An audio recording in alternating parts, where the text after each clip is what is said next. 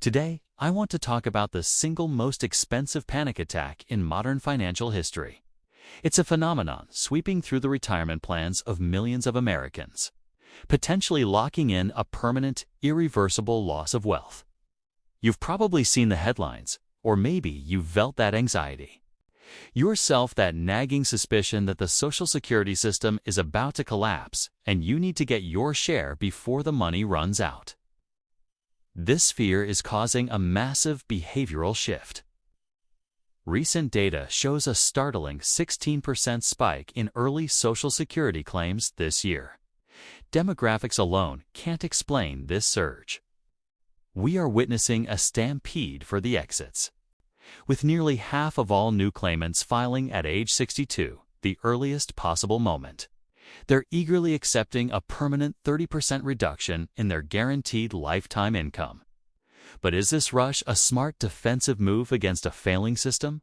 Or is it a catastrophic miscalculation driven by headlines instead of math?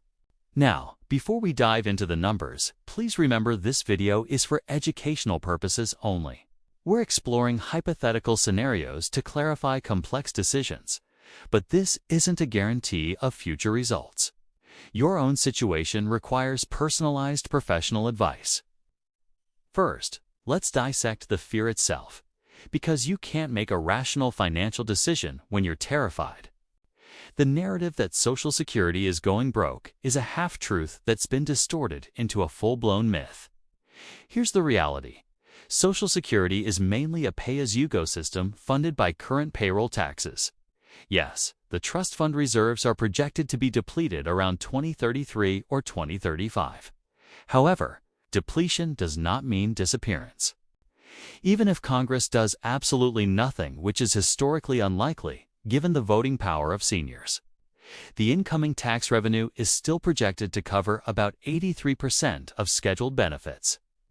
So, the worst-case scenario isn't a $0 check. It's a check for 83% of what you were promised. Yet, to avoid a theoretical 17% cut in the future, millions of Americans are voluntarily signing up for a guaranteed 30% cut today. They are trading a potential future problem for a definite, immediate loss.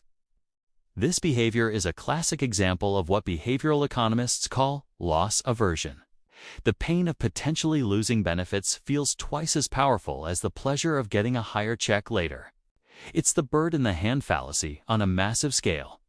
When you claim at 62, you get that check right away. It feels safe. It feels like you own it.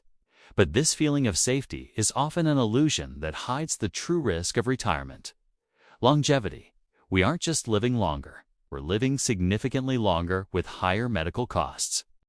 The real danger isn't dying early and leaving money on the table for the government. The real danger is living to age 95 and running out of money at age 85 because you locked in a permanently reduced NFL ATIO unadjusted income stream 3 decades earlier. To understand why delaying is so powerful, we have to stop seeing Social Security as just a benefit and start viewing it as an investment. If I offered you a government-backed annuity that guaranteed an 8% annual return, inflation-adjusted and risk-free for every year you waited to touch it, you would probably liquidate your entire portfolio to buy as much as you could. Well, that is exactly what delaying Social Security from age 62 to 70 is. You earn delayed retirement credits that boost your benefit by 8% per year between your full retirement age and age 70. When you combine this with a reduction you avoid by waiting, the difference between claiming at 62 and 70 is a benefit increase of roughly 76%. There is no other financial product in the world that offers that kind of guaranteed growth with zero market risk. Retirement isn't a race to see who can collect the most government money before they die. The real goal is to make sure you never, ever run out of money while you're alive. Think about it this way. You buy homeowners insurance, not because you hope your house burns down to cash in, but to protect yourself from a catastrophic loss. Delaying Social Security is exactly the same as longevity insurance. It's the cheapest, most effective way to protect yourself against the financial risk of living a very long, healthy life. Now, let's talk about the sophisticated argument for claiming early: opportunity cost. The idea is you could take the money at 60, invest it in the S&P 500, and easily beat the 8% annual increase you get from delaying. While that sounds good on paper, it's incredibly risky. To actually beat the guaranteed inflation-adjusted return from delaying Social Security, you'd need to achieve consistent real returns of nearly 8 to 10% for over 20 years. That means taking on massive market risk right when you can least afford a crash. In your 60s, it's like betting your retirement security on a coin flip. So, what's the alternative? It's a powerful technique called the bridge strategy. Instead of trying to save your 401k and live off Social Security, you do the exact opposite. From age 62 to 70, you live off your retirement savings. You intentionally spend down a portion of your 401k or IRA to cover your expenses. This allows you to delay taking Social Security until age 70, locking in that maximum possible monthly check for the rest of your life. You're essentially swapping a volatile asset, like stocks, for a guaranteed inflation-protected income stream you can never outlive. The bridge strategy has another amazing, often overlooked benefit: taxes. During those gap years when you're living off savings and have little to no other income, your tax bracket can drop to the floor. This creates a golden opportunity to do Roth IRA conversions at an incredibly low tax rate.